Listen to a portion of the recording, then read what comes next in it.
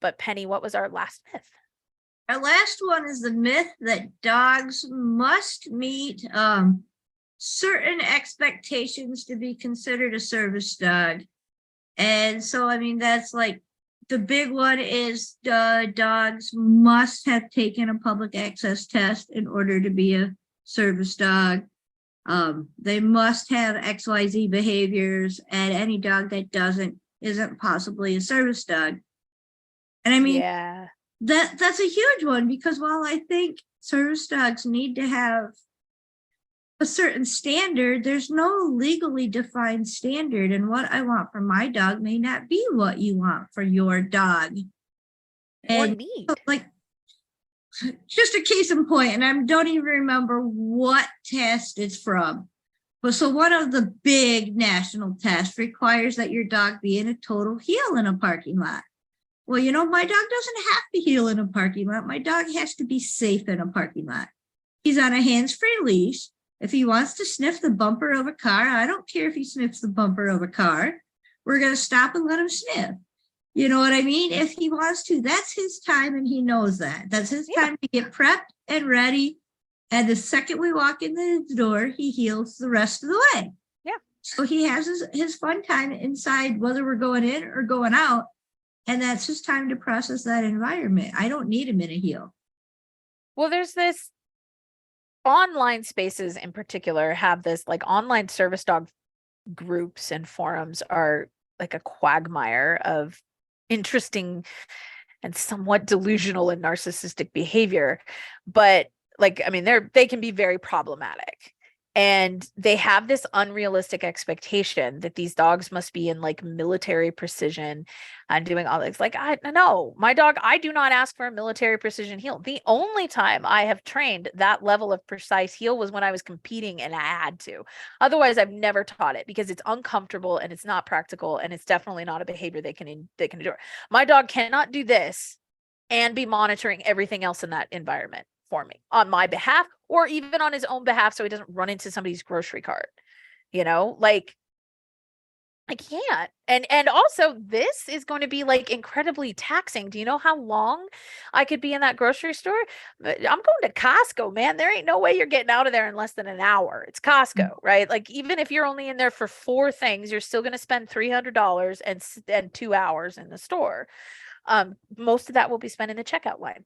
But, you know, I mean, you can't be expected to maintain that. That's absolutely unrealistic and unfair. In the United States, which I'm not super familiar with laws elsewhere, I'm a little bit familiar with Germany and the UK because I have trained dogs, helped train dogs and supervised training for dogs over there. It's a little bit different, but in the US, there's no requirement to pass a public access test. We don't really even have a full public access test. There's a few of them administered, but there's no like overall governing body, which is a whole nother set of problems in the dog training industry, that says this is the public access test. There's the CGC, but I mean, honestly, any reasonably marginally well-behaved dog can pass that. There's the CGCA, but it's not required. The ADA does not require your dog to have any specific level of obedience skill. It says they must be under control, so they must be on a leash, and they must not be disruptive.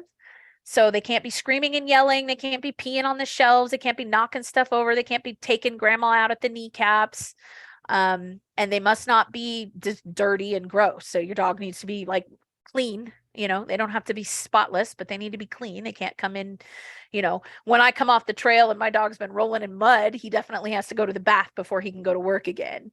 But he doesn't have to be clean. You know, if he's dog, as long as he doesn't stink and he's not, you know, diseased or anything, then that's fine. And they have to be task trained. And I believe the ADA only requires like 1 task. You know, and that's it. Those are the only requirements.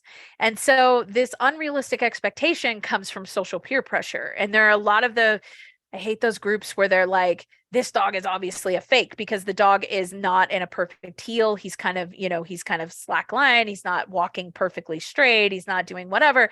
And I'm like, he is not disrupting anybody. The handler is clearly avoiding letting him dive into traffic or whatever. but he's doing, I don't know that they're fakes. I can't tell. They're in a high stress environment in an airport, which is a chaotic as hell. Maybe this dog has been on a plane for 4 or 5 hours and he's just done and he's ready to get out of there. He's not disrupting anyone. He's not bumping into anybody. He's not causing a problem. He's not barking and yelling at anyone. Just let him be. I'm personally of the opinion that if your dog is well behaved, I actually don't give a crap if it's a real service dog or not. That's my opinion. I care not. It's kind of funny, like Azul is task trained, like you said, to pull me forward if need be. Mhm. And that's actually one of the big clues that I need to leave the store. If he starts actually pulling, then it's time to, make for the checkout lane. And he knows the checkout lane has to come first. And he pulled directly to there and then stop and like, all right, pick the lane, lady. Yeah. Yeah. Like it Branch. Look like when he's doing that task, it can look like he's an untrained dog pulling me all over the store. Yeah. Or when he's taking me to go find, say, my husband or something. He's pulling and he's leaning into it. And to somebody else, he's going to look like an untrained dog, but he's totally trained. And all I got to do is say, all right, relax. And the pulling stops. It's on cue and he knows it. Yeah. But nobody else is going to know that. Yeah, exactly. And Branch is, his alert is to jump up on me. Like he jumps up and he starts poking at me and like punching it, like, excuse me, you idiot, you're having a problem and we need to deal with this. And he's not really like sweet and nurturing about it. He's just like, you will stop. Like no problems. And like he gets really serious and he's just like, we're done with this. And then, from there, my job is to be like, okay, we should get out of here. Like hand my stuff off, get checked out, leave the store if I need to, whatever it is I need to do to manage myself in that moment. But that's his job. And it's going to look like he's a completely untrained dog jumping all over me. But he's like knocking on the door, like pounding on the door, like, hello, you're having a problem. We need to leave. No problems. We don't do problems. And then Branch's personality is very controlling and he's just like, we're done. We have no problems. And until we stop having a problem, he's going to he's going to manage the situation as far as he's concerned. And so, but like, it's not going to look like he's trained to other people, and when he's pulling me out of the store and to the exit at the fastest rate he can do, like, he's going to look like he doesn't know what the hell he's doing. And he's got good days. He's got bad days. There are definitely days where like getting him to slow down, it needs to be reminded, but it's oftentimes because the environment's really chaotic or it's a new environment that we've never done before, and things like that, especially since he's, he kind of started public access at the start of the pandemic, which meant that he got no public access. Like it was fun, playing catch up on that. But I mean, it's the myth is that these dogs need to be unable to be dogs is a myth. They're dogs. They're not robots. If you would like a robot, I am sure someone somewhere has invented a service dog robot. There is a service dog robot. Yeah, I've seen that. It's creepy and no. Yeah. Well, I was going to say, I wanted to add though to that conversation about pulling, because I live in a small town in California, which generally equates to a large city in most other states, because California just has such a huge population. And just to avoid a lot of that issue of people thinking my dog is pulling, I put a harness on him with a pull strap on him. Yeah. With the cue to pull. And it's, just kind of this is what my dog does. This is what he's doing. And if you have your hand on the handle and the dog's leaning, he knows to lean into it when I put my hand. And that's the cue, is I put my hand on the handle and he can feel it and he leans into it. But I do stuff like that sometimes just to help the public understand a little bit more that they're doing stuff. And I understand why people don't. And if you live in a small town and everybody kind of knows you or knows of you, which I've also lived in that way, and it's just easier. I also found that I say a lot of good boy, keep going, good boy, good boy, good. And it's not to him because he doesn't know, he doesn't need it, but it's to the people that are looking around like, oh man, is that dog dragging her out or what? I want them to know that, yes, I asked for this. He's doing this because he's told to do this. Or so like I'll repeat the cue, go find daddy. Yes, go find daddy. Even though Yeah. I don't need the cue repeated, he knows exactly what he's doing. But it helps those around when they hear the cue to go, oh, she wants him to be doing that right now. Yeah. Well, and one of the things that legally, you are not required to label your dog. Your service dog does not have to wear a vest. Your service dog does not have to be labeled in any way. So like you can stroll up in bare, collar and a leash, butt naked if you would like. I feel that that's poor etiquette. I feel as a service dog handler that my job is to make people aware that this is a working dog.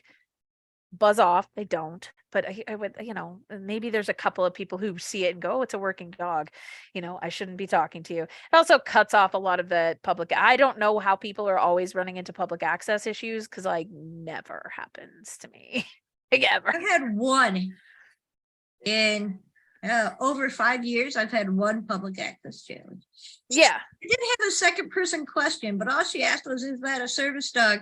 Because I had ran in and he wasn't labeled really big, he was labeled small on that particular occasion. And she's like, is he a service dog? And I went, yes, he is. And she's like, oh, awesome. Great. We get a lot. Yeah, I've been asked the questions. I typically don't get asked the questions if he's wearing, something that's very clearly labeled. Usually like if he's wearing his backpacks or something, sometimes it's a little harder to see, or if we're in an area, like when we're in the national parks and stuff, I'll get asked more often, but it's not a challenge. It's clearly somebody just being like, hey, is that a service dog? And I'm like, yeah, he is, and things like that. But I have never had anybody like deny me access or anything like that, based on my service dog. I have, but then again, I've lived in pretty big, metropolitan areas. Yeah. And, I actually went back the next day and they were trying to apologize and be nice. And I just left them a card with the ADA rules on it and left. I said, I'm sorry, I'm still getting my coffee across the street because. Yeah, I had one incident at a hotel where the gal was clearly like uncomfortable with dogs, and it was my shepherd. And to be fair, she was very intimidating looking. She was a sweet dog, but she was very intimidating looking. She's all black German shepherd. And the woman was very clearly afraid of dogs. And she was like, well, this, you have to clean up after her. And I was like, yes, like, yes, I'm aware that if she poops, I must clean it up, and all this other stuff. And I remember I left her in a downstay at my table because they did like a little brunch, and which was basically bagels and muffins, from Costco, but it was free and came with the room. So I was going to go eat it. And I left her in a downstay with my husband, and I went to go get the bagels and stuff. And she stood up and she made a little bit of a noise as she was watching me. And the gal who worked there was like, you make sure she's under control. And I mean, she wasn't doing anything. She was just, watching, and my husband was like, it's okay, she just wants to make sure there isn't a crisis by the bagels, like she wasn't doing anything. But that was probably the most significant challenge I've ever faced. And we were traveling at that point. We weren't home anywhere, so most of the time. Yeah, I did have one other occasion where a doctor came into the room and Nick was sitting under the chair, kind of hidden under the chair behind the exam table. And I had every excuse in the book spewed at me as to why this doctor could not see me or examine me. Mind you, I had somebody, there was, when I walked into the building, there was like security around because they always have a security person around there. Then I had to check into the clinic, and then one of the medical assistants had to walk me back to the room. At some point in that conversation, they could have decided that my dog was not, they could have screened me. No one had ever screened me. And somebody could have told, especially the medical assistant, could have told the physician that I had a service dog in the room, so that if he had a problem with it, he could have he could have switched me to another doctor. None of that happened. And he walks in the room and he had the biggest temper tantrum I've seen a doctor have in a long time. But it was like, my dog wasn't doing anything wrong. He was hiding, he was asleep.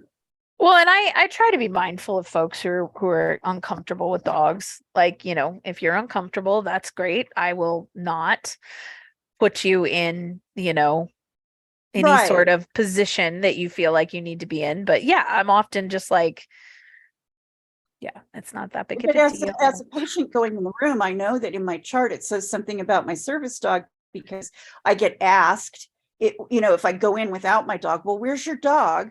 I know my doctor, my primary has filled out paperwork for me. So I know somewhere buried in the chart, there's information about my service dog. So it was really odd that this particular physician did not know anything. And it's like he had to review the previous encounters in that department.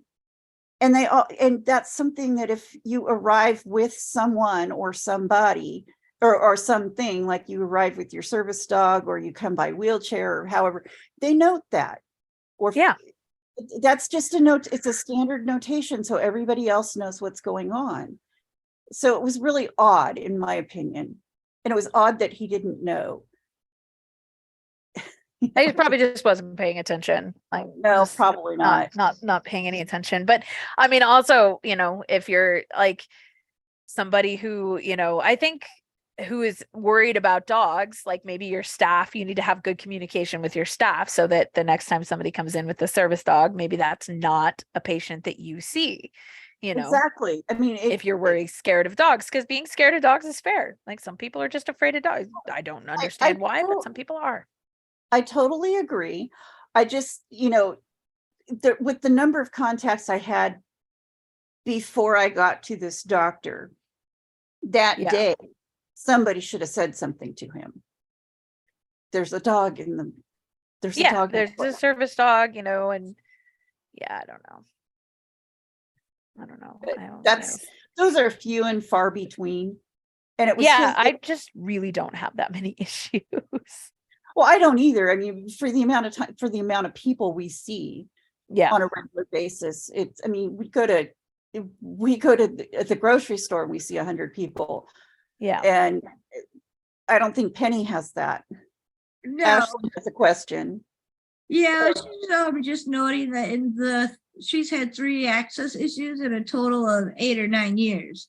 So Yeah. very often for her either. Yeah.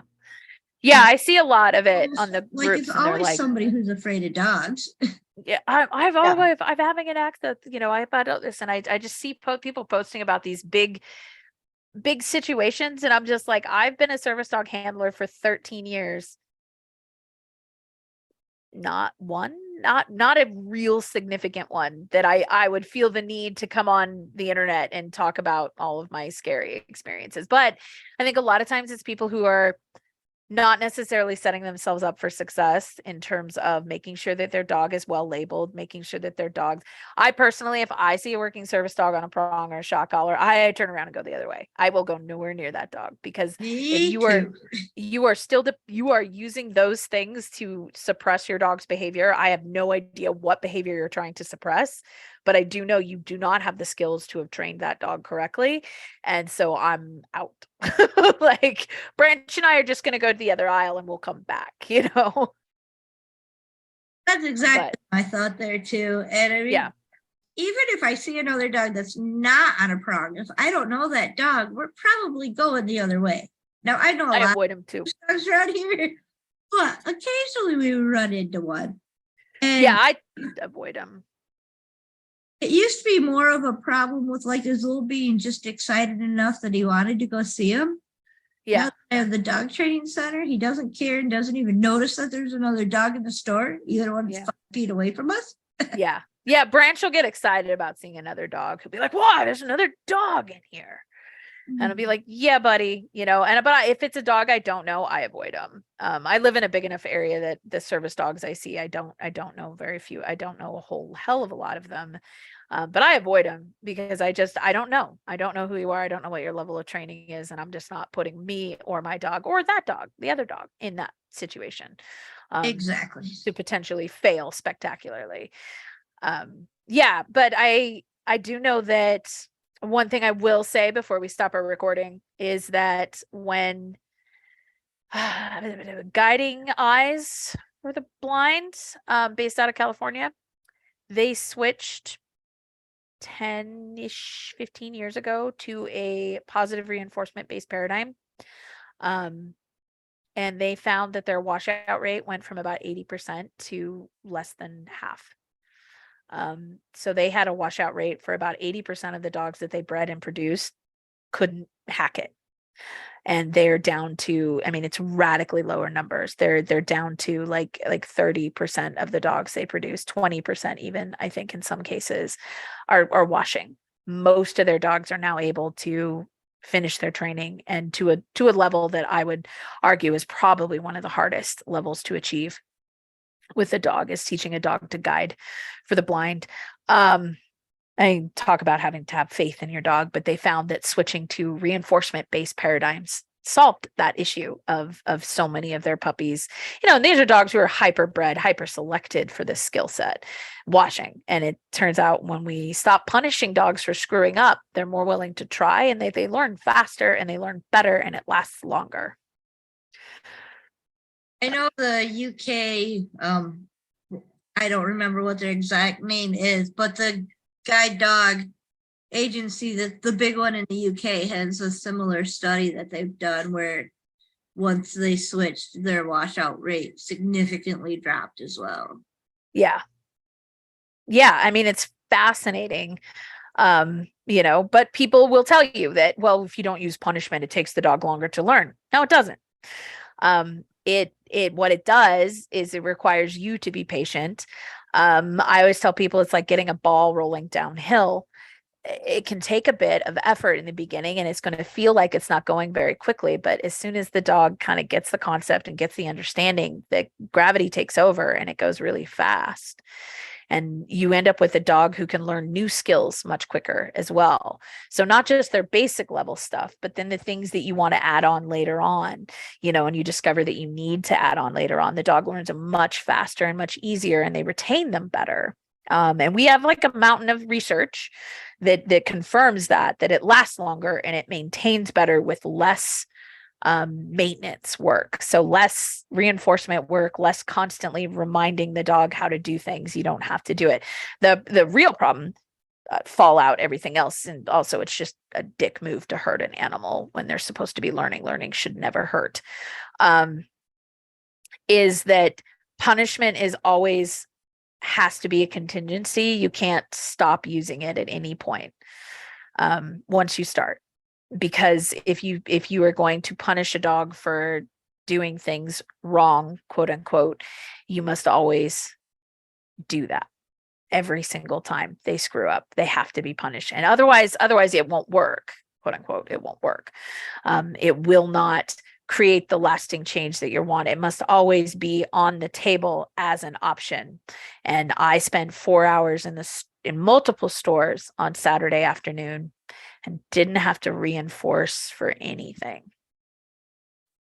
I've actually turned away people that like, well, I won't wear the prong in your class, but I have to wear the prong in my yard or in my neighborhood or whatever, have the dog with prong. And I'm like, then you don't want my class. My class is not the right one for you.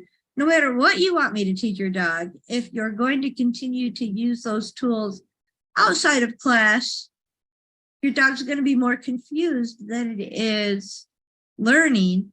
And I don't want to confuse your dog more than they already are. Yeah. If you're willing to switch over, or, even if the gradual switch, I'm more than happy to help people. But when they're hard set on, no, I have to use it in this situation. Yeah, it's hard. It's a security blanket for humans too. They feel like they can't control the dog other ways, and there are definitely like circumstances where the dog versus the human weight issue, and power issue is definitely a concern, but there are alternatives to a prong collar and things like that. People always give me this weird look when I'm like, your dog is really strong and powerful and he's pulling on a leash. Well, we're going to put him on a 15-foot leash. And they're like, well, I want him to walk next to me. I'm like, that's coming. But the first thing we have to stop is the act of pulling. We have to get him out of that process of fighting against the leash and get him to stop fighting against the leash before we can get him to understand that, hey, like right now I need you to walk next to me. And I don't always have my dogs in a perfect heel. Even when I'm out on the trail, a lot of times I have them I'm just clipped into their harnesses and I have them on a leash because it's basic safety protocol. This particular area is high traffic. I don't want you darting out into the road. We're just a little too close, whatever. And I'm not asking him to heel. The rules are basically don't drag me on my face. And I don't really care what you do. If I need you to be in a heel, I will ask you to come back into that heel and then adequately reinforce you for it going forward. But, and so like, what do I care? If my dog is walking in a heel just when I'm walking down the street. And I have to change that paradigm in a lot of people's, because their idea of taking the dog for a walk is that the dog has to be on a heel. And I'm like, he's going for a walk. Why? Like, well, he needs exercise. Okay. He also needs to sniff. He needs to relax. And this is not relaxed. That's not a relaxed dog. I need my dog to relax. And the same reason I don't ask for that same like military precision heel when Branch is working. I'm like, I need him to feel calm, relaxed, and comfortable in these often chaotic environments. Target on a weekend is a zone of chaos. I need you to be chill. I need you to be able to relax. And you can't relax if you're constantly like, and he can do his job without staring me down. First of all, I'm not going to be looking back. I got other things, things to buy and shop for then. So I'm not going to look back. So what's the point of having him stare at me? I need him to walk nicely. I need him to walk to a good heel. I need him to be ready if I need him. And I need him to be aware of what's happening in his surroundings so he doesn't accidentally run into something or I don't accidentally, trip over something. And neither one of us can do that if we're too busy managing one another. But there's a whole subset of problems with compulsion and balance trainers that I think boils down to that they really want control. And instead of developing a working partnership where we accept that control is really out of our hands, in terms of learning, in terms of reinforcement, in terms of everything, we're not really in charge at any point when we're teaching another being. It doesn't matter who that being or what that being is. And it's very hard to surrender that. For certain people really want control. And I think for a lot of people who have service dogs, there's a feeling of being out of control with their health, their mental health, their physical health.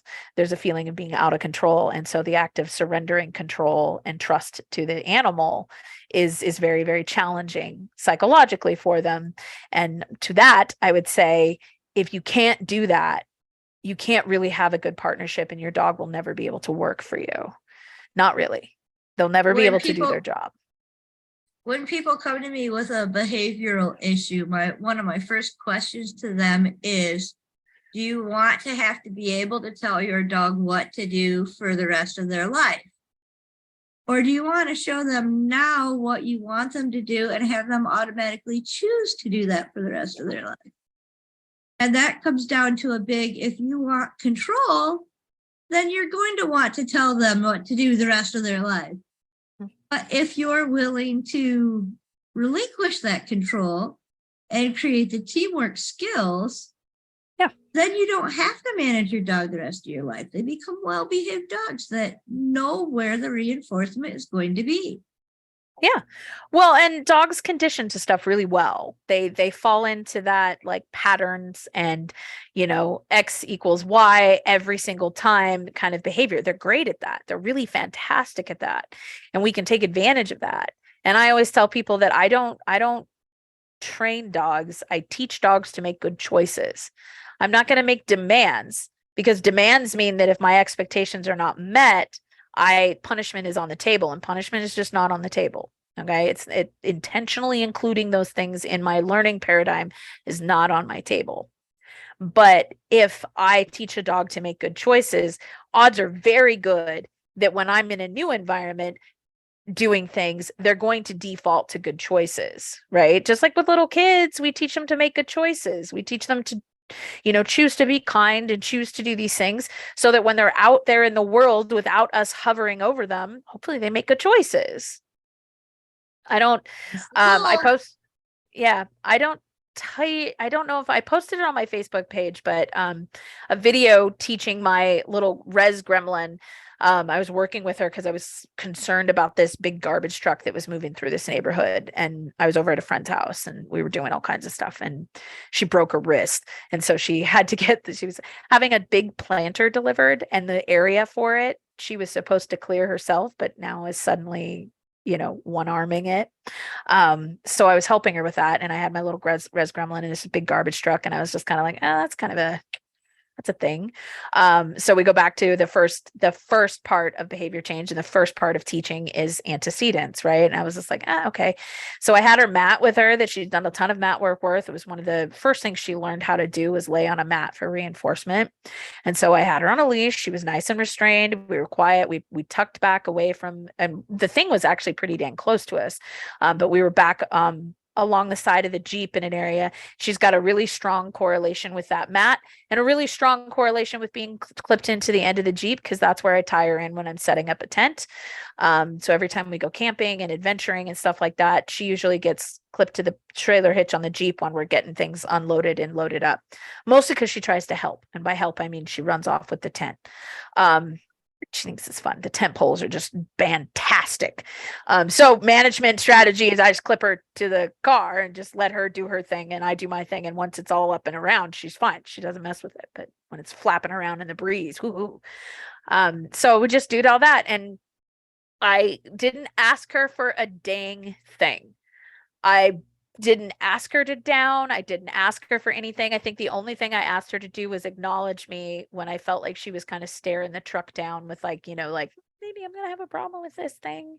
I asked her to come back and check in with me, but she automatically downed on that mat because she has a strong association with it. And I just reinforced the heck out of her for doing that, and that she made a good choice. That was the choice. The garbage truck came, picked up the garbage, and moved on with this life, big, loud, big machine. And she was totally calm and relaxed the whole time.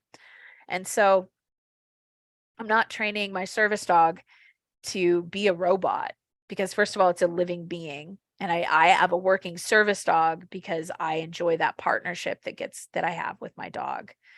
I relish that. If I didn't need that, I might just have a human with me who could say, hey, by the way, you're looking a little tense. Perhaps we should leave.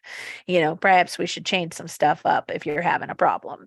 I really love that relationship with my dog, with my working dog, and I thrive on it. And it gives me a lot of freedom to do things where I don't necessarily need another human there to kind of supervise and make sure that my PTSD stays in check. And I can do all kinds of crazy adventures and stuff. But it's that relationship is what matters to me. But if I needed a robot who did everything I said, every time I said it, I would get a robot. But I have a dog, and he's a thinking, feeling being with opinions and thoughts all his own, and that I'm not in control of it, and needs all his own that I am not in control of. And if I need to have that level of control over something, I definitely don't need to have it be something that is living. If you can't, but again, it's about surrendering that control. It's about one of the hardest things in force-free learning, I think, for anyone who's coming from an outside perspective on it, is that shift of control. It goes from a shift of, we have been all raised under classic paradigms of dog training that we are in charge, the alpha. We tell the dog what to do. That's not the relationship 99% of people want with their dog. 99% of people want a relationship with their dog where they can walk down the street and the dog just kind of does what he's supposed to do. And you can achieve that. You achieve that better with reinforcement than you do with punishment.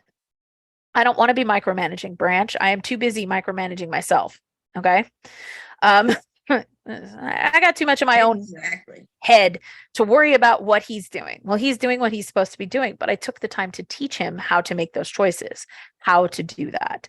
I taught him how to do that. He didn't come out of the box knowing how to do it, just like a little kid doesn't come out of the box knowing how to wear shoes and use the toilet. We have to teach those things, until they become automatic, until they automatically know how to put on their shoes and use the restroom on their own, and they don't need a diaper and all of that stuff. But a lot of people get stuck in this idea that they want to go, and service dog handlers, owner trainers are really bad about it, because we see that all the time, right? Like, well, look at my 5-month-old puppy in this store. And I'm like, first of all, can we double check that the vaccines are good? Second of all, why is your 5-month-old puppy going to you to the mall for 5 hours? That's a really long time for a puppy to be having not puppy behavior. It's a baby. Please let them grow up. And then, of course, you know, a year and a half, 2 years later, this dog ends up washing because they can't handle the stress and the pressure because we didn't allow them to be a dog. If you would like something to be a robot, please consider a robot as a service companion instead of a dog. I took kind of a lot of flack of that from a lot of groups with Azul. Yeah. So Azul is like, he really is the rock star in the room. At 5 months old, and granted, I set him up for success. So at 5 months old, he was awesome and doing his first like doctor's office visits when he was 6 months old. And the reason for that being that at that time I was going in for like a monthly injection. So the visit was lasting all of, I think at most 5 minutes in the waiting room and 5 minutes actually back in the room where I was getting the injection, right? Yeah. So it was more like a trial, and at any time I could walk out. I had that freedom. It wasn't a scheduled appointment that if I couldn't, you know, I could walk out. And so I was able to do that kind of stuff with him and build him up so that technically by a year old, he was able to handle almost anything I threw at him, except for the exception of like outdoor pet friendly places. And that's because there he still had that adolescent need to be a dog. Yeah. And I, you know, recognizing that and letting him be a dog in there was a huge win. But so I took a lot of heat because he was in public way too early. And the reason being is that he just rocked at it. He was so good and he loved it and he enjoyed it.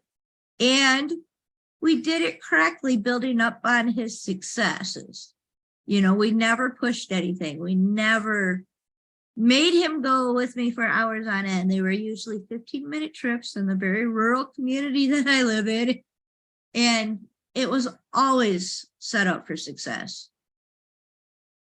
And I think it makes a big difference when you're looking at what your expectations are for that dog. You know, are you expecting them to be in full working mode for 3 hours at 5 months old? No, I expected him to be in working mode for 10 to 15 minutes, which he could easily handle. And he loved. And we slowly grew that time. And so every dog is different. Would I expect that of a lot of other dogs? You know, not necessarily. He just rocked it. He was super confident and it worked for him. I sure don't advise that for other teams when they have a dog that might be, you know, need more time in processing that environment and whatever. Yeah, I mean, my first service dog, Sully, was probably my rock star. Like that dog came out of the box 100 years old. He was just very mature. He was just very confident. He was very calm. He passed his CGCA when he was like 5 months old. And he made me look really good as a trainer because he got like 4 different competition titles on him. Rally obedience. He had an IPO 1, which meant he also had a BH and agility. And like he was just a rock star of a dog. Like you just and he made me look good because everything I taught him, I didn't teach. I just was like, please do this. And he just figured out how to do it. Like he made me look really good. He boosted me a lot of confidence in my skill set, which was definitely not to the level that he made it look because it was just a really rock star. And so, but I was careful with him when he was young about working too hard and working too long. He did a lot of stuff. We went out and we did a lot of things and he got a lot of exposure to things, but he didn't do a lot of work. And it's just, you know, every dog is a little bit different, but it's really important that puppies be puppies. And that adolescent dogs be adolescent dogs. Like at some point my client who's got the Belgian sheepdog shepherd, the Groendel, you know, he really is in his Mountain Dew and skate park phase. And she is being wonderfully patient with that and understanding that, you know, backsliding in his progress and all of this other things. And his goal is ultimately he'll be a diabetic alert dog. And she's just like, you know, just have to remind her. And I'm like, he just wants to drink Mountain Dew, play video games and go to the skate park. You know, he's a teenage boy. He's 10 months old. He's an idiot. You know, everybody at 10 months old, every teenager on the planet, regardless of species, are idiots. And if you don't think you were an idiot as a teenager, ask your parents. Like, you know, because we all went through that, right? I'm convinced that everyone is terrible, that humans in particular are terrible as a teenager, so that parents will allow them to grow up and leave the nest, right? It makes that transition into adulthood a little bit easier. Like from an anthropological standpoint. But for the most part, teenagers are just terrible people, and you just have to ride through it. You know, he gets support, he gets to do things, but I've really helped her understand that we've got to back off our expectations and just kind of ride it out for a few months. You know, what is it? It's going to be, you know, by the time he's a year old to a year and a half, he'll be past all this, and it'll be a very different dog. And right now, you could really change a lot of that. We see a lot of punishment come into play at this age, because they do get kind of teenagery. And so people are like, well, he needs to be punished because he's not doing the thing I want him to do. And I'm like, yeah. And when he's 18 months to 2 years, they become reactive. That's how that works. You know, and things like that. So, you know, just slow down. Service dog I handlers love is not the look I get on people's faces when I say, well, if you don't like him in that environment, stop taking him in that environment right now. You know, if he only barks his head off when you're walking near the dog park, stay away. Don't walk near the dog park until he grows up a bit. You know, That's a wild one for people. They're like, well, I want to be able to do blank. And I'm like, well, do we need to do that like right now? Well, and if it's that important to you, maybe you go without the dog, and we work and wait until the dog, you know, I tell people about that with leash skills all the time, because that's the big one, right? Is teaching them to walk nicely in a leash. Because walking beside us, walking in a heel is really complicated for dogs, and it's basically antithetical to being a dog. Like, if we walk in a straight line, we walk slow. Even when we're walking fast, as humans, we're much slower than they are, and we tend to go in a straight line. We don't dilly dally. We don't stop and smell the bushes. You know, we don't check it like, hey, somebody dropped a chicken nugget here yesterday. I was kind of seeing if there were any script. You know, like, we don't stop and do any of that stuff, and we definitely don't, you know, check stuff up over here and then over here and then back over there, and, you know, maybe I need to come up here a little bit, you know. And we have a tendency to just go forward in a straight line at a pace that's not really dog friendly, so to speak. And so it's really hard for dogs to walk on a leash. And I always tell people, look, if the point of the walk is for you to get exercise and your dog is not to a point where he can join you in that effort without having to stop and train and teach and learn, then go by yourself. If the point of the walk is to get your dog out and make it a good, positive learning experience for your dog, then do the work, even if it takes you an hour to get to the corner. Also, I bet if it takes you an hour to get to the corner, like, you probably need to take the go nowhere walk, is what I call it. Yeah. Strap your long line on, go out in the middle of the field, and either stand still, sit down, you know, whatever. I love to like go to the edge of the field where you can park your car and strap your dog to the back of the car on a long line. Yeah. Sit there and, you know, read your Facebook or whatever and let your dog process that environment. Yep. And then load them back up and go home. They got enough exercise with the sniffing they did at that time. Yeah, I used to do that all the time with my adolescent dogs. I love to do that. I go out on a long line. I pick a nice shady spot and I park myself in a chair and take my camp chair and I just read a book and I just hang out, you know. And when they're done, the world go by. Yeah. Then when they're done and they're, you know, kind of just chilling and relaxing and everybody's had their time, we'll load up and we'll go home. If the point of the walk is ultimately, if my goal is to have a dog that I can do really long distance walking with, or, you know, that I can take jogging or biking with me and they'll be able to maintain and manage a pace with me and, you know, and get that physical exertion kind of thing, then I need to take the time to teach that.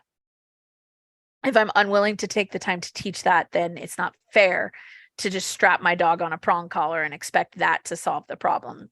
Because it does for me. It certainly solves my problem, but it has not touched on what the dog's problem is. What's the dog's issue, you know, and things like that. And it's like, Is it worth it to me to spend a few months teaching my dog to walk nicely on a leash in order to spend the next 10 years being able to take them wherever the hell I want because I know their leash skills are really good? Absolutely. I believe Definitely. very firmly that if I could only teach dogs one skill, like one skill, it would be leash skills. It would just be how to walk on a leash, not like a psychopath. Just not even a healing, just walking nicely on a leash and not dragging people everywhere, because dogs that can do that, dogs that have been taught how to do that and how to master that skill, get really big universes. They get to go all over the place. They go to farmers markets, they go to patio breweries, they go to the beach, they go on walks through all kinds of places, and they get to see and do a lot of things because it's not a big deal for their person, their guardian, to take them. They're like, yeah, okay, this is an on-leash walk. Oh well, I don't care. And I run a hiking group for people who are hiking with dogs, and I get that question all the time. Is it an on-leash hike or an off-leash hike? And I was like, well, we typically start the hikes all on lead for about the first 20 yards because the dogs are just absolute lunatics. They get out of the car. Oh my God, we're going hiking, blah, you know, and it's just not a good environment for like dogs who don't know each other to meet because everybody's like up here in their arousal. So we usually spend the first 20 yards or so, first 5 minutes, 20 yards, however it kind of works out. Usually takes about 5-10 minutes to get 20 yards because everybody's got to poop. You know, with the dogs on a leash. And then as they start to settle out and they level out, we'll let them off and everybody gets to go about their ways. We have very few conflicts. It works out really well. But there are occasionally places where we go where there's a leash required for a certain level, for certain points of time. You know, I hike in places for sure where I need a leash on my dog because it's either not a safe environment, the rules of the environment. I go through national parks with my working service dog. And in order to do that, he has to be on a leash. It is required. They actually won't accept an e-collar as containment for a dog in a national park, you know, but if I'm walking through a place with hot springs, I don't want my dog bounding off and going down to the water. I don't know if that's hot water or not. I haven't tested it. So you're going to be on a leash this whole hike, but it's not a big deal. My dogs get everything they need out of a leash hike. They're not asked to heel. They just don't have to drag me anywhere. They have cues that say, excuse me, you know, easy up here, buddy. Like we don't need to be pulled, you know, you don't need to do that, or whoa means stop and things like that. So, I mean, you know, leash skills are hard for a dog to learn, but I think it's probably one of the single most valuable skills they can have. They get big worlds. And I think a big part of that is realistic expectations for the amount of work you've put in, for the age of the dog you have, and for the environment you're putting them in. Yep. It has to be realistic expectations so that you slowly build up. And with that, we are about 45 minutes beyond. Yes. But that's okay. It was a great chat. I know Cindy mentioned that before she had to leave, that she really enjoyed it. Yeah, Ashlyn is working on Daisy's leash walking right now. She's a young adolescent.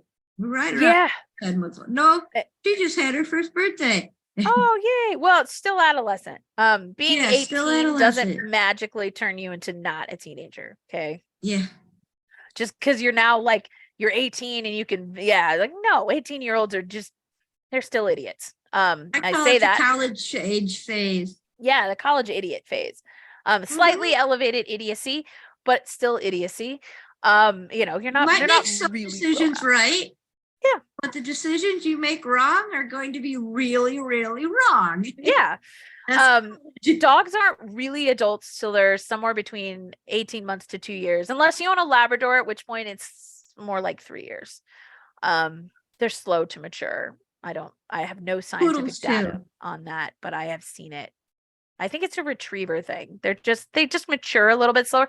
Some humans do. Some humans, you meet them at 28 and you're like, God, you're just a kid, you know, and then they hit like 31 and they grow up overnight. Whereas most people, the brain is fully developed by the time they're 26, 27. And that's when like genuine adulthood hits, but it takes a little bit longer. My Ashlyn's saying Lily was maturity year. My big black lab, he was a quarter Great Dane, which is I think how I cheated the system. He was like a grown up from the get-go. Like at 3 months old, I adopted him when he was like 3.5 months old. And I said, hey bud, we don't pee in the house. How about we go outside and do that? And that was like the end of our conversation ever about house training. That was literally all it took. Was just like, outside, just this moment of like, oh, puppy.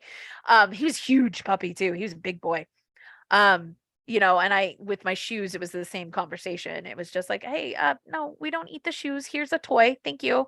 And he never touched shoes after that ever again. My female shepherd, on the other hand, I had to literally like explain to each individual shoe was off limits. Because she'd be like, oh, okay, not that one. That's fine.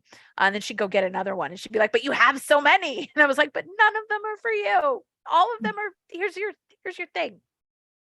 And so some dogs grow up a little bit fast, just like some humans. Most dogs, it's about 18 months to 2 years. You start to see adulthood. Like I said, for some Labradors, my female lab, I swear to you, it was like, she was like 3.5 when she hit the adulthood. She was just like, now I'm an adult. And she just overnight became this really cool dog. Cause up until that point, it was like, oh my God, what have I done? And my female shepherd, she was about 4 when she grew up, but she comes from a bloodline that's notorious for really slow maturity. But she hit 4 and like a switch went off and she was just a rock star. She was just solid on everything. It was amazing. But up until that point, it was really hard. Teenage months are really challenging. For most dogs, it's 18 months to 2 years. Somewhere around in there, they actually become adults. Just like for humans. And, you just got to ride it out. And set yourself up for success and set yourself up for realistic expectations. And at any point when I'm training a dog, if things are not going well, I cut my losses and I just go home. Because even though I had this plan of like, this is how this is going to go and we're going to achieve this today, if that is not happening, the only thing I'm doing is creating frustration for myself and for my dog.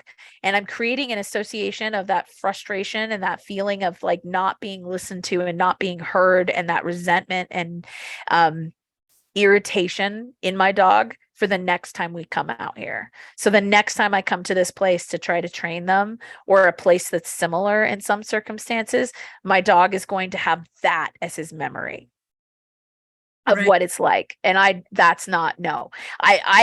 need to do nothing over the priority of teaching my dog, particularly when it's a service dog.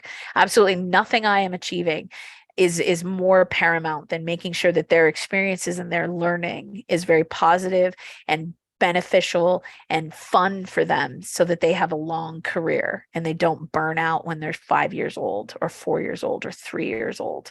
That I don't, that I have a 10-year-old, 12-year-old dog who's like, no, I can still do it. And I'm going like, but you got to stay home. But they still want that. They still want that kind of life. And so for me, that's the priority. And if it's something that I absolutely have to get done, if my dog isn't feeling it, I need the flexibility to either go home and come back or put them back in the car and do it solo. That's just how it has to be. It's a working partnership, and that means it goes both ways. My service dog is there to assist me and help me and do things for me that other people cannot necessarily and should not have to be responsible for. But it's a working partnership, and it goes both ways. If my dog is struggling and my dog is having a hard time, my job is to be their support as well. Otherwise, it's not a relationship. Yeah, I had one of those situations not too long ago where I was going to go to the grocery store on the way home from work, and there was a dog in another parked car that was barking, which is not a problem for Azul. Usually, he might look, but he's good with it. But this particular dog was also wearing a bark collar, unsupervised, in a parking lot in Walmart, and it was terrified of people. So what was it doing nonstop? Bark, yipe, bark, yipe, bark, yipe. Yep. And it was a big dog. I would guess black lab Rottweiler mix, maybe. Yeah. Huge dog. But so a deep bark, bark wide, bark wide, bark wide. And Azul doesn't like shot collars in the least. He always responds negatively when there's one around. And so, we decided that nope, we're not even going in the store. He couldn't make it through the parking lot. I told him to go back to the truck. He turned around and tailed right to the truck and was happy to get in. And we went shopping the next day. Yeah. You have to respect their needs in that situation. Could I have potentially forced him into the store where he would have calmed down? Yes. but then I'm creating that negative association for that parking lot. And I didn't want that. His Yeah. desire was to leave. We left. Yeah. He was just like, and normally he's a pretty chill dude. Normally he's a pretty confident dude. Normally this is not a thing for him. So if he's actively saying, hey, like, no, then we need to respect that, because he doesn't say it that often. And if he is Right. saying it that often, you might have put a dog into a job that they're not ready for, or they're not emotionally capable of withstanding. Like I said, a task training is the easy part. The hard part is getting a dog who is resilient enough to the long hours of work, the difficult work, the distractions in the environment, the overwhelm from the public, the constant, input, sensory input from the public. And that poor dog with the shock collar, because guess what that dog is learning? That dog is learning that at every time People somebody are comes bad. by, people are very bad. And it's, and in 6 months, that dog is going to be on Craigslist, or up for euthanasia.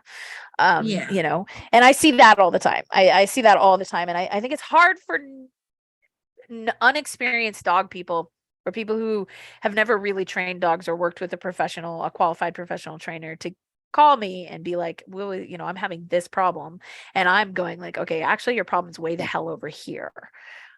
This problem is of your own making. You did all this, you created this. And I try not to tell people that. I try not to say that in like blunt terms of like, yeah, you stuck a Right. shock collar on a dog who was over threshold and overstimulated. And now you have a dog who hates everyone who comes to your front door. That's your fault. But I try not to say that. But I say like, okay, our problem is actually way back over here. Like the problem actually started over here, and it started with X, Y, and Z, and this, that, and the other, and all of these other things. And that's how we're going to address this. And I think that can be really confusing for people. But I mean, it's the same with human therapy, right? I have PTSD, swell. That is not actually what caused my problem. Like the symptoms of my PTSD are actually all just symptoms of the thing that actually triggered the PTSD. That's where the problem is way the hell back over here.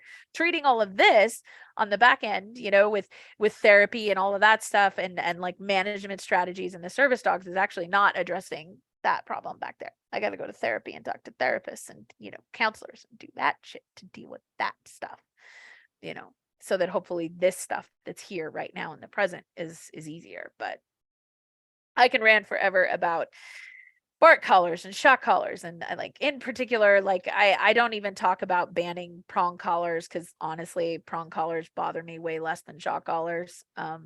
Shock collars really bother me. Like they really, really bother me. They're so mean spirited. Like, Yeah. they're just mean. It's just mean, at least.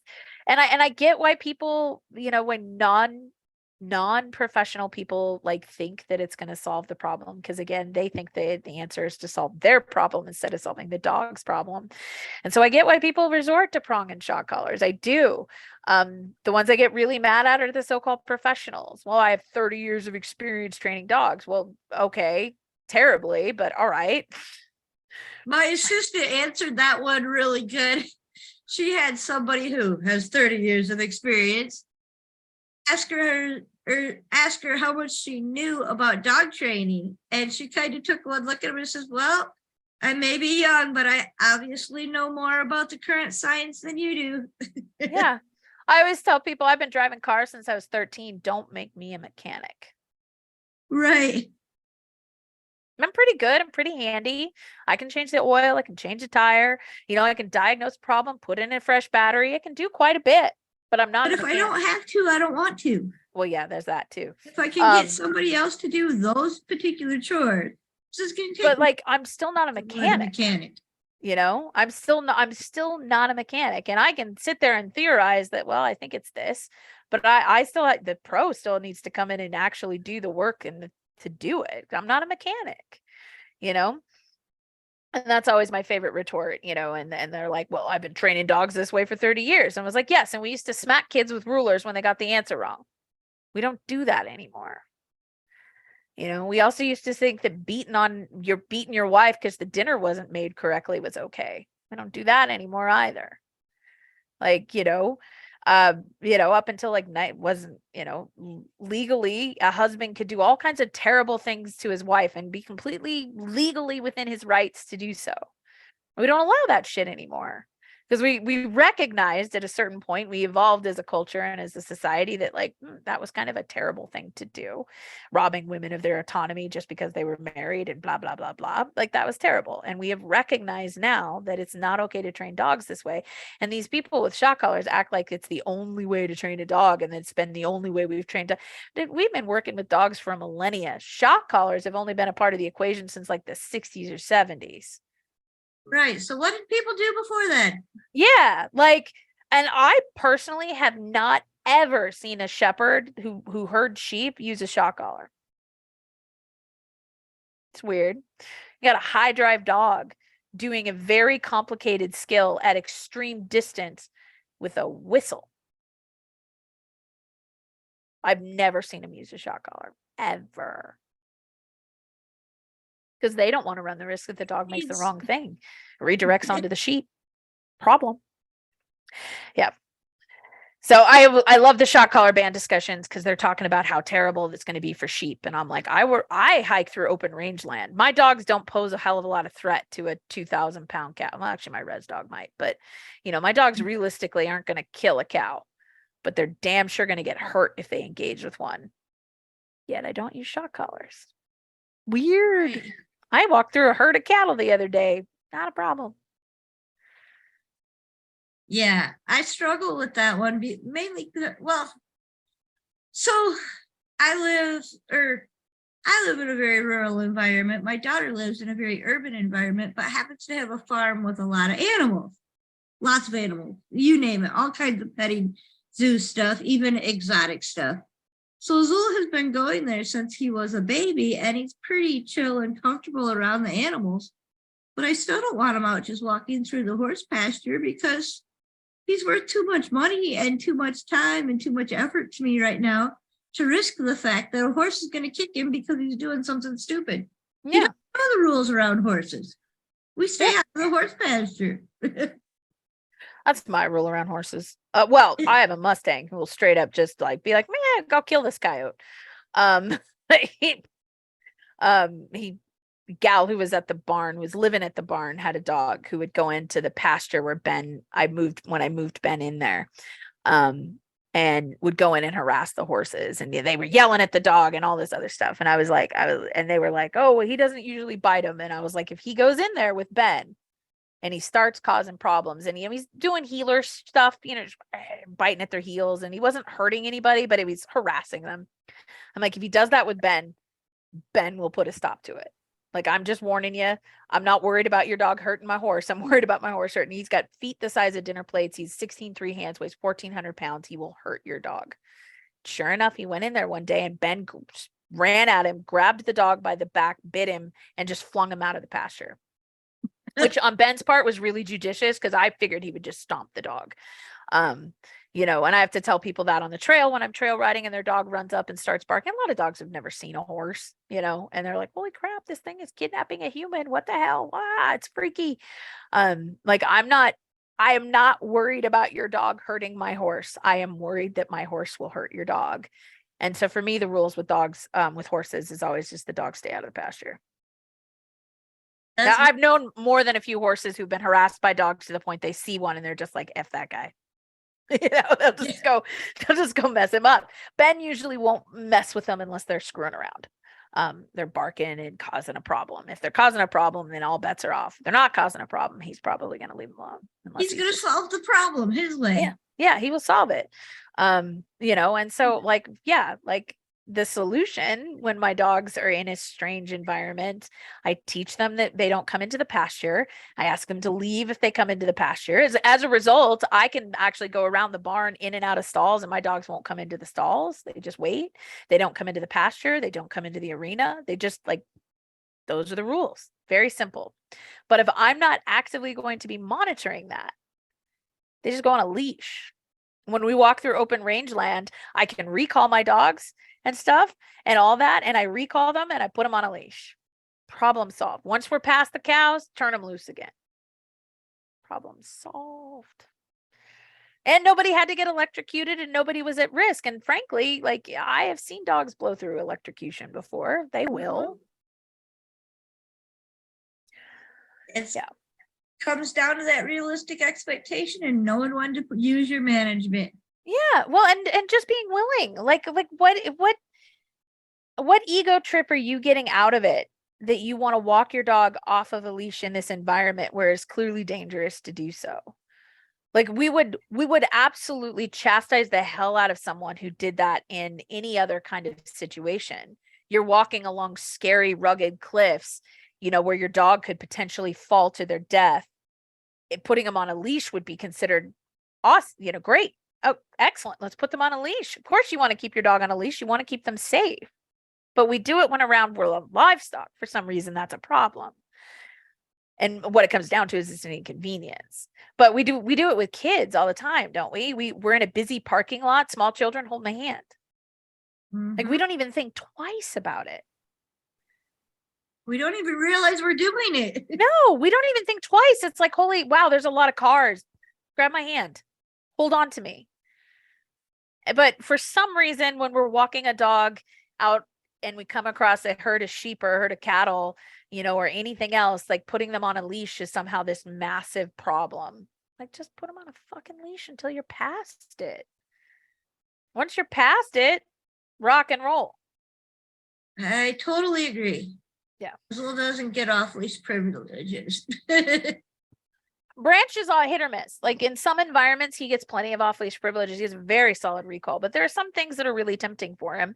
And I usually set him up to succeed rather than fail and just put him back on his leash when we're uncertain. And like I said, I do hike through areas where it's definitely not safe to be off leash. I don't know if that stream up there is a hot spring. I'm in a hot spring area.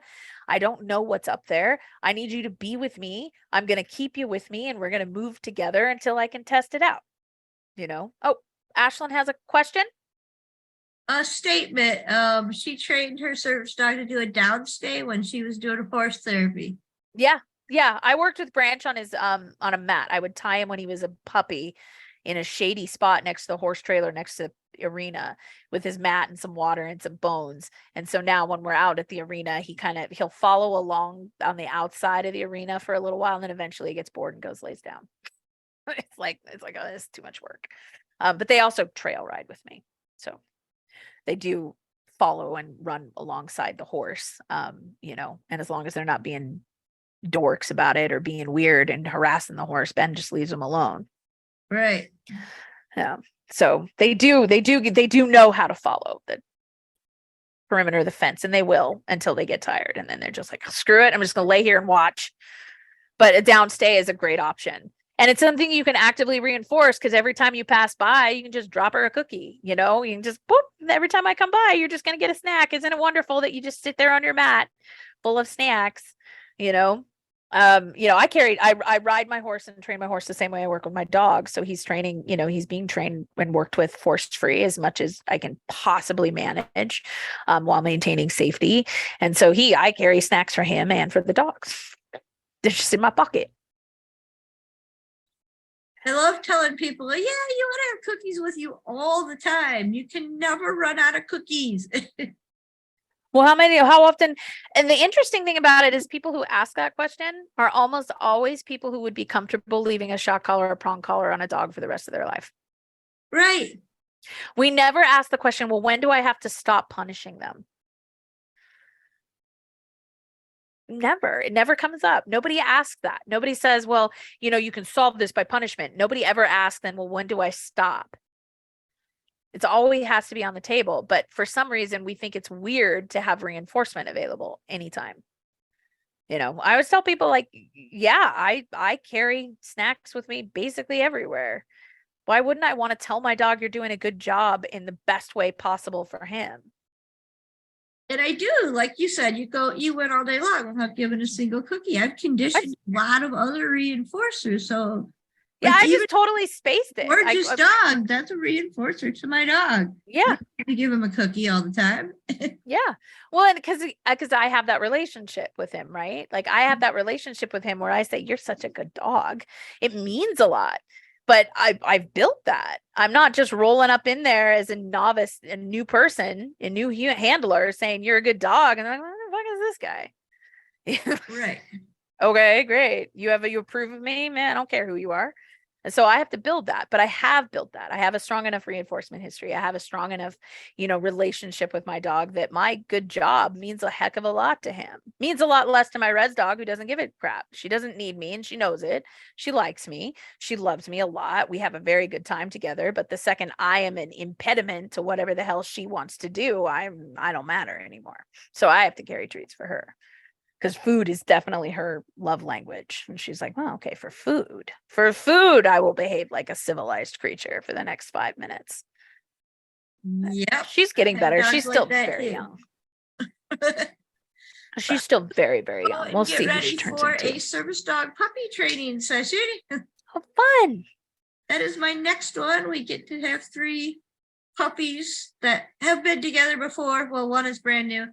But so they're going for a walk and a minor outing to our pet friendly hardware store. Oh, that'll be so much fun. Yes. I miss puppy classes. They're so much fun to watch puppies be puppies. It's so exciting. I love the service dog classes, especially because you encourage them to do silly puppy stuff. Yeah. And then I show the handlers why this silly puppy stuff applies. Yeah. If we spent one class just going in and out of doors at the training center, because I have multiple doors all over. So we would go out one door and walk around outside and in the next door. But what were we working on?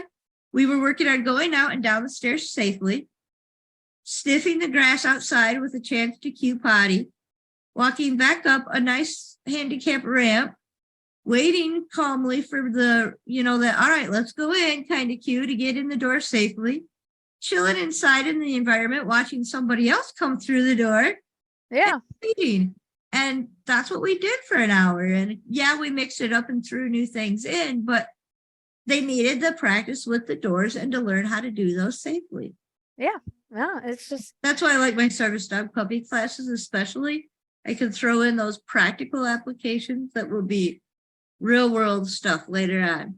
yeah. Well, I mean, ideally that's how we should do it always, is like, we should always structure training. My goal is to never let the dog know he's learning. I'm like, I'm always trying to like trick them into thinking it's just fun and games. They're manipulating me for an outcome, like right. It's not me manipulating the situation. It's you're in total control. It's manipulation. It's psychological manipulation that the dog is in complete control of the scenario, and I just happen to be dispensing the cookies when you manipulate me into it, right? I always want my dog to feel like it's a game. Dogs are terrible sports. They don't want to lose.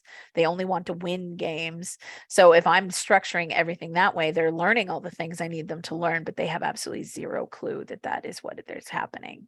They're learning complicated the best stuff. Learning happens when you don't know what's happening. Exactly. When you're not actively trying to shove the information into the brain, it's just being absorbed correctly. It's happenstance. But you got to get clever with it sometimes. But puppies are always fun. It's a good break.